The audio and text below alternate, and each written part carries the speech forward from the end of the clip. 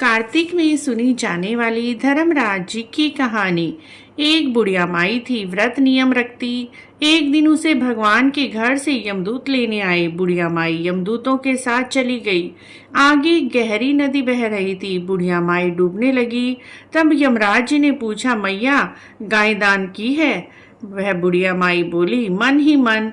उसने गाय माता का ध्यान कर लिया। गाय माता उपस्थित हो गई। गाय की पूंछ पकड़कर बुढ़िया माई नदी पार कर गई। आगे गई तो काले कुत्ते खाने दौड़े। तब यमराज जी ने पूछा, कुत्तों को रोटी दी थी क्या? बुढ़िया माई ने मन में कुत्तों का ध्यान किया। कुत्ते चले गए। आगे चली तो काले कौवे बुढ़िया माई को चोंच मारने लगे। तब यमराज ने कहा, ब्राह्मणी की बेटी को सिर में तेल लगाने को दिया था कि नहीं? बुढ़िया माई ने ब्राह्मण की बेटी को याद किया। कौवों ने चोंच मारना छोड़ दिया। आगे गई तो पैरों में कांटे चुभने लगी।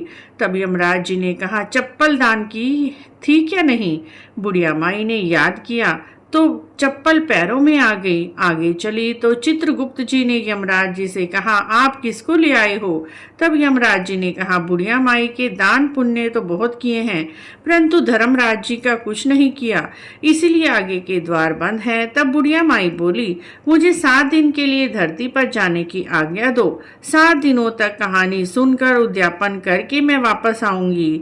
बुढ़िया माई धरती पर वापस आ गई।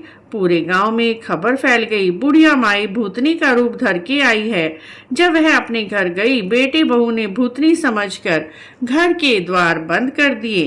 तब उसने अपने बेटे बहू को कहा, मैं भूतनी नहीं हूँ, मैं तो धर्मराज जी की कहने के अनुसार ही वापस आई हूँ। मैं धर्मराज जी का नियम अनुसार व्रत करूंगी, कहानी सुनूंगी और उद्यापन करने के बाद परलोक चली जाऊंगी। यह सुनकर बेटे ने उद्यापन की सारी सामग्री इकट्ठी कर दी, लेकिन कहानी का हुंकारा नहीं भरा। तब बुढ़िया माई पड़ोसन के पास गई और कहने लगी, मेरी कहानी सुन लो। पड़ोसन ने कहानी सुनी, हुंकारा भी भर दिया।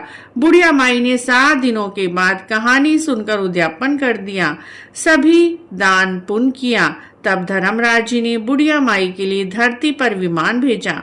विमान देखकर सभी गांववासी स्वर्ग जाने के लिए तैयार हो उठे। बुढ़िया माई बोली, मेरी कहानी तो सिर्फ पड़ोसन ने ही सुनी है, इसने ही हुंकारा भरा है। तो सभी गांव वालों ने बुढ़िया माई के पैर पकड़ लिए, धर्मराज जी की कहानी सुनने का आग्रह किया। कहानी सुनने के बाद सभी विमान में बैठकर स्वर्ग पहुंचे।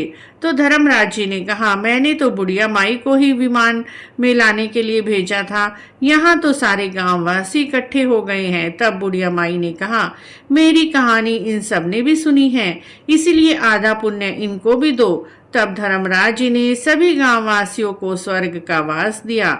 सो हे धर्मराज जी महाराज, जैसे बुढ़िया माई को स्वर्ग का वास दिया, जैसे कहानी सुनने वाले हुंकारा भरने वालों को स्वर्ग का वास दिया, वैसे ही हमें भी देना। इस कहानी को सुनने वाले हुंकारा भरने वालों को भी देना। बोलिए धर्मराज जी की जय।